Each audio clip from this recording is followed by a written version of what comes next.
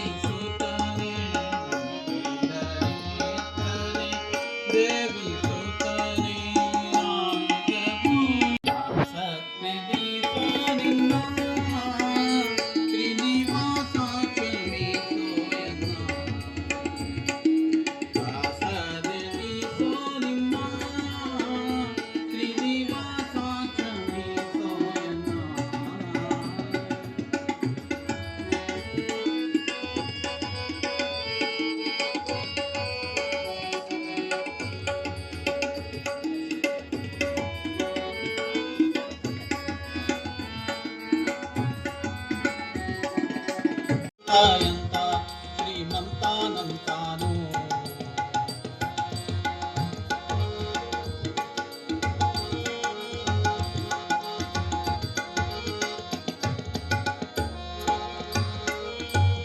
ಪನ್ನಗ ಪನ್ನ ಶಯನ್ನ ಮಹೋನ್ನತ ಪನ್ನಗ ಪರವಾಹನ್ನಗ ತುನ್ನ ಪನ್ನಗ ಪನ್ನ ಶಯನ್ನ ಮಹೋನ್ನತ ಪನ್ನಗ ಪರವಾಹನ್ನಗ ತುನ್ನ ಭವನ್ನ ಸುಕೋನ್ನ ತರನ್ನ ಜರನ್ನಿಜ ಭವನ್ನ ಸುಕೋನ್ನ ತರನ್ನ ಜರನ್ನಿಜ ನನ್ನ ಗುರಿಜ್ಞಾನನ್ನೊಡೆಯ ಶ್ರೀಮಂತಾನಂತಾನು ಶ್ರೀಕಾಂತಯ ಕಾಂತಾಯಂತ ಶ್ರೀಮಂತಾನಂತಾನು ಶ್ರೀಕಾಂತಯ ಕಾಂತಾಯಂತ ಶ್ರೀಮಂತಾನಂತಾನು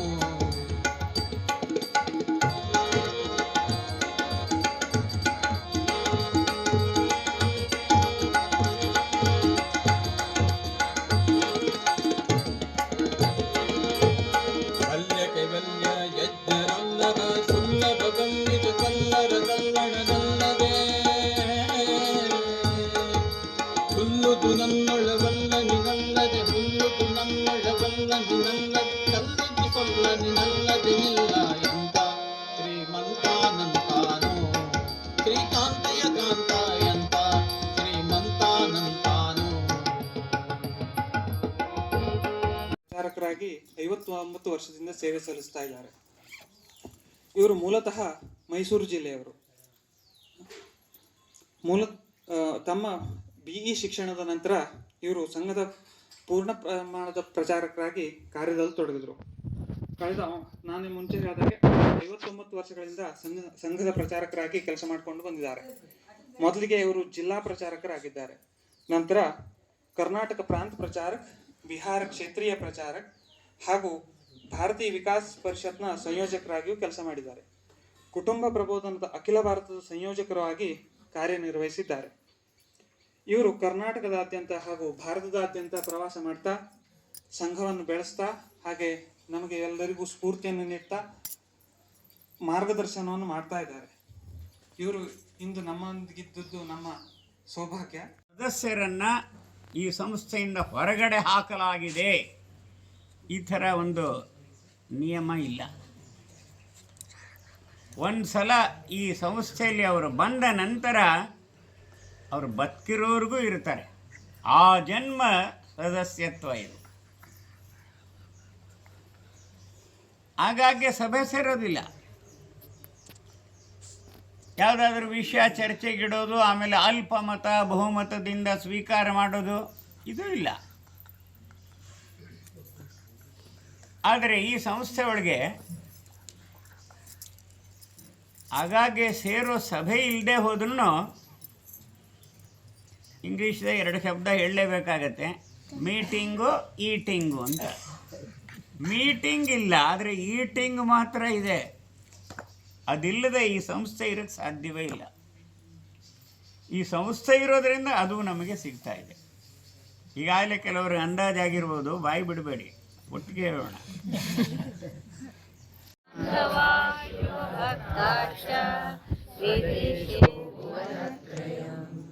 ಚೂರು ಅರ್ಥ ಆಗಿರ್ಬೇಕಲ್ಲ. ಉಳಿದದ್ದೆಲ್ಲ ಅರ್ಥ ಆಗದೆ ಹೋದ್ರೂ ವಸುಧೈವ ಕುಟುಂಬಕಂ ಅರ್ಥ ಆಗುತ್ತೆ. ಸ್ವದೇಶೋ ಭುವನತ್ರಯಂ ಅರ್ಥ ಆಗುತ್ತೆ. ಈ ಒಂದು ಆ ಮೊದಲನೇ ಶ್ಲೋಕದ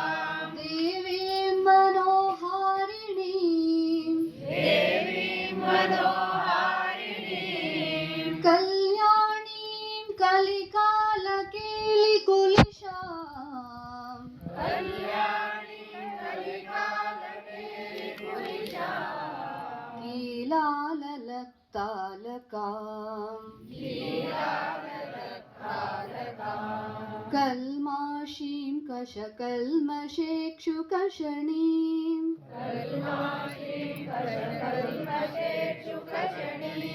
काशाक्षदक्षक्षमां राष्ट्रं धारयतां ध्रुवं च विभवम्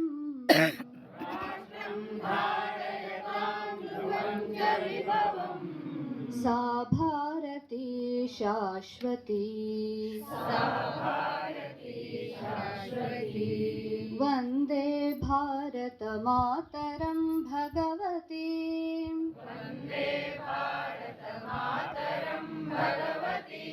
भास्वद्भुजङ्गा भुजाम्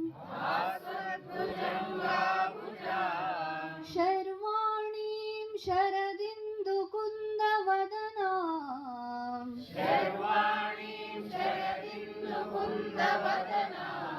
कुन्दां मुकुन्दप्रियाम्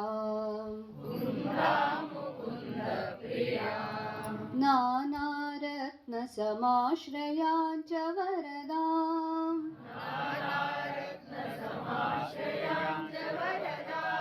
रत्नप्रदीप्तोज्ज्वलाम् राष्ट्रं धारयतां ध्रुवं च विभवम्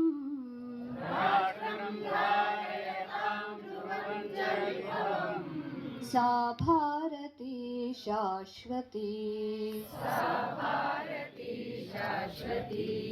वन्दे भारतमातरं दिविषदाम्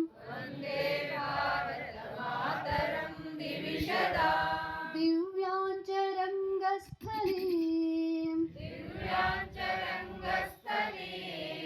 दिव्याभां दिवि देव सङ्घविनताम्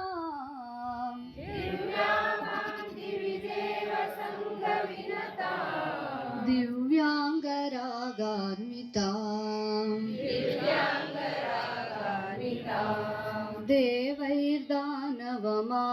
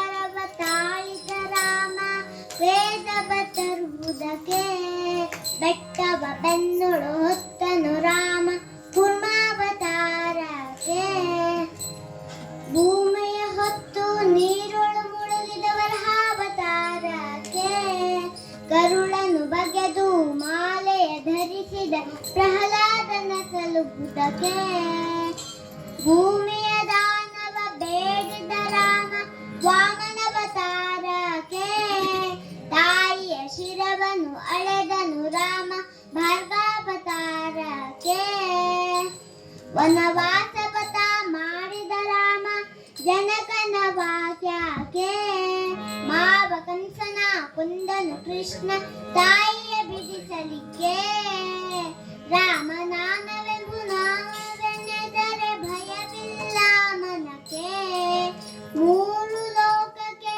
ಕಾರಣಕರ್ತ ನಾರಾಯಣ ಜಗಕ್ಕೆ ಶ್ರೀಮನ್ನಾರಾಯಣ